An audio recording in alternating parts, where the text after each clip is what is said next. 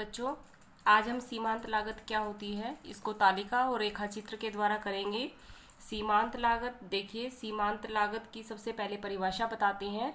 किसी वस्तु की एक अतिरिक्त इकाई का उत्पादन करने से कुल लागत में जो अंतर आता है या परिवर्तन आता है उसको हम क्या कहते हैं?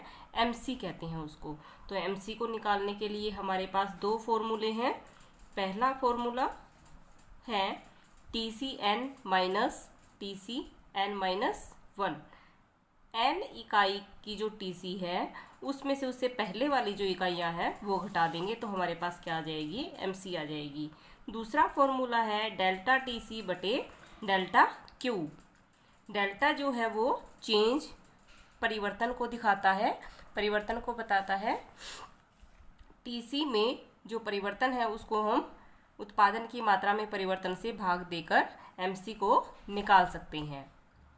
मान लो 5 जो इकाइयां हैं उनकी जो कुल लागत है वो 100 रुपये है और जब हम छठी इकाई का उत्पादन करते हैं तो उसकी कुल लागत 130 है। तो 6th इकाई की जो MC है वो होगी 130 माइनस 100 यानी कि 30 हमारे पास क्या आ गई? छठी इकाई की MC सीमांत लागत आ गई है। अब हम इसको तालिका से और रेखा चित्र से बताएंगे कि किस तरह से हम MC को निकाल सकते हैं। तो तालिका बनाने के लिए हम यहाँ पर उत्पादन की इकाइयाँ लेते हैं, फिक्स्ड कॉस्ट लेते हैं बंधी लागत, वेरिएबल कॉस्ट लेते हैं परिवर्तनशील लागत, और दोनों का जो टोटल है वो हमारे पास TC है और उससे हम क्या निकालेंगे? MC को निकालेंगे। तो उत्पादन की इकाइयां हम 0 से 8 तक ले रहे हैं। 0, 1, 2, 3, 4, 5, 6, 7, 8। अब FC बंधी लागत, ये स्थिर लागतें हैं तो हम स्थिर लागत 10 लेते हैं। ये उत्पादन हमारा बढ़ रहा है लेकिन FC हमारी स्थिर रहती हैं। VC परिवर्तनशील लागतें जो उत्पादन बढ़ने पर बढ़ती रहती हैं। इनको बढ़ते क्रम में दिखा सकते हैं आप। 0, 10 मैं इनको बढ़ते क्रम में दिखा रही हूँ, आप कोई और सीक्वेंस में इसको दिखा सकते हैं।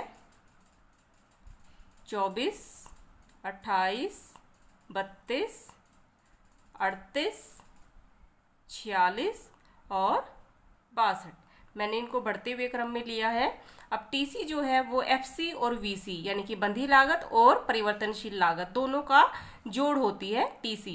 तो TC को आप आराम से निकाल सकते हैं। इन दो FC और VC को जोड़ते जाइए, आपकी TC आती रहेगी। 10, 20, 28, 34, 38, 42, 48, 56 और 72। अब हमें क्या डिराइव करना है? MC को निकालना है। MC को निकालने के हमारे पास दो फॉर्मूले थे। पहला फॉर्मूला जिसमें हमने TC की n इकाइयों में से n-1 इकाइयों को घटा दिया था।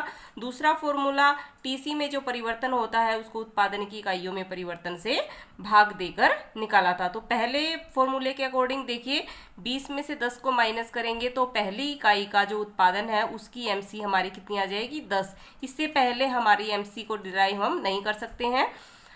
और यदि आप चेंज TC में जो चेंज है वो 10 का है और यहाँ पर 1 का है तो 10 बटे 1, तो दोनों ही फॉर्मूले से आप क्या नाम है? MC को निकाल सकते हैं। पहली इकाई की जो MC है वो 10 है, दूसरी इकाई की इसी तरह से आप निकालते चले जाएंगे। 8, 6, 4, 4, 6, 8 और 16। ये हमारी MC आ गई है जो पहले क्या है? कम होती जा रही है। उसके बाद उत्पादन की 4th और 5th इकाई पर ये क्या हो गई है?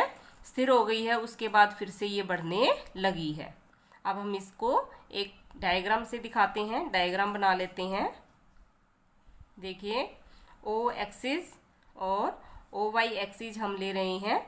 O एक्सिस पर आप प्रोडक्शन को दिखाएंगे, उत्पादन को दिखाएंगे, और OY एक्सिस पर कॉस्ट को दिखाएंगे।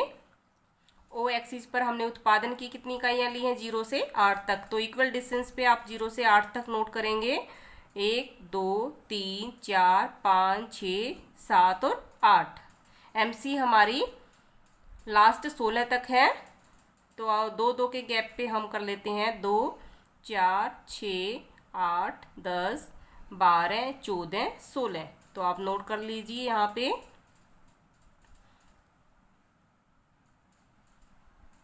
ये हमने नोट कर लिया है MC को कॉस्ट OY एक्सिस पर, प्रोडक्शन O एक्सिस पर। अब पहला जो हमारा पॉइंट है,